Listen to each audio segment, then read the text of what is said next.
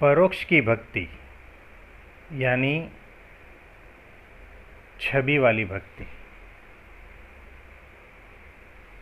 Photo वाली भक्ति, मूर्ति वाली भक्ति, यानी जो मान रहा है कि भगवान हो चुके हैं, अभी भगवान नहीं है, अब उसकी मूर्ति की पूजा करे, उसकी छवि की, उसकी प्रतिमा की पूजा करे, इस प्रकार की जो भक्ति है ना, वो परोक्ष की भक्ति कहलाती है।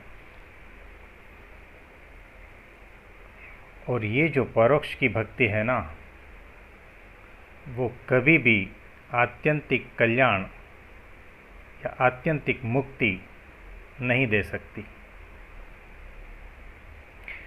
अगर आपको आत्यंतिक कल्याण, आत्यंतिक मुक्ति, अंतिम मोक्ष चाहिए है,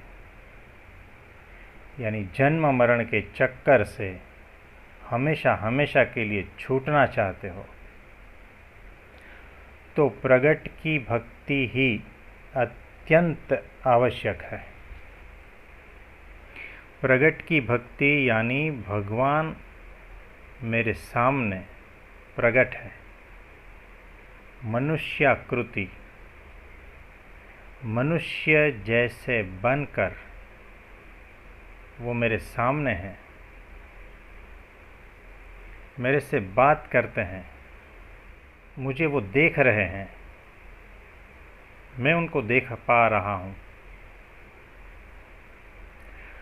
तो इस तरह की जो भक्ति है, उनकी जो शरणागति है, जो प्रगट भगवान की, तो आत्यंतिक कल्याण सिर्फ और सिर्फ प्रगट की भक्ति से होता है।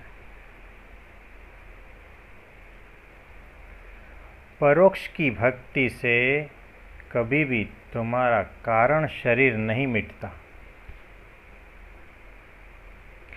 कारण शरीर मिटने के लिए अक्षर ब्रह्म साक्षात ऐसे सत्पुरुष तुम्हारे सामने होने चाहिए, और जब तुम उसका आसरा लेते हो,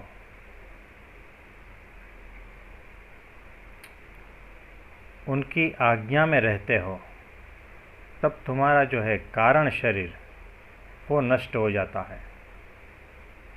और जिसका कारण शरीर नष्ट हो गया, उसके जन्म मरण के चक्कर खत्म। तो ऐसे अक्षर ब्रह्म सत्पुरुष जो पृथ्वी पर प्रकट है, जिसके भीतर परब्रह्म परमात्मा साक्षात विराजमान है, आत्यंतिक कल्याण सिर्फ वही कर सकते हैं।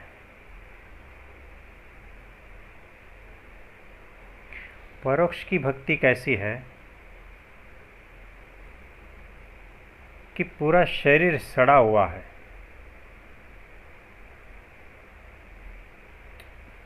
बदबूदार उसमें से जो है पस निकल रहा है, और उसको तुम लपेटते हो और उसके ऊपर परफ्यूम छिड़कते हो। तो ऐसी है परोक्ष की भक्ति, यानी फोटो वाले भगवान की भक्ति, मूर्ति वाली भक्ति।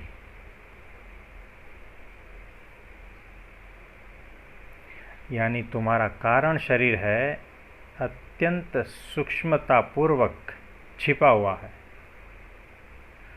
तुम्हें उस भक्ति में बहुत आनंद और रस और मज़ा आता है, लेकिन मोक्ष संभव नहीं है ऐसी भक्ति से।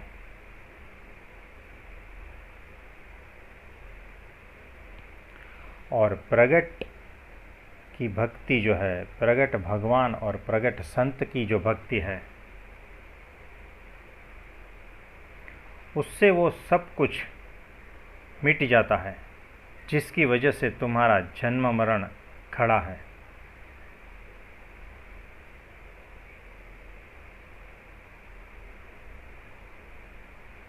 तो हमेशा अगर आत्यंतिक कल्याण चाहिए तो प्रगट सत्पुरुष, प्रगट भगवान,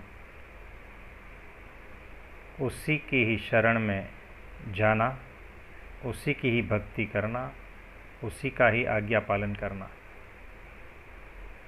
तब जाके कारण शरीर मिटेगा और आत्यंतिक मोक्ष संभव होगा। Thank you.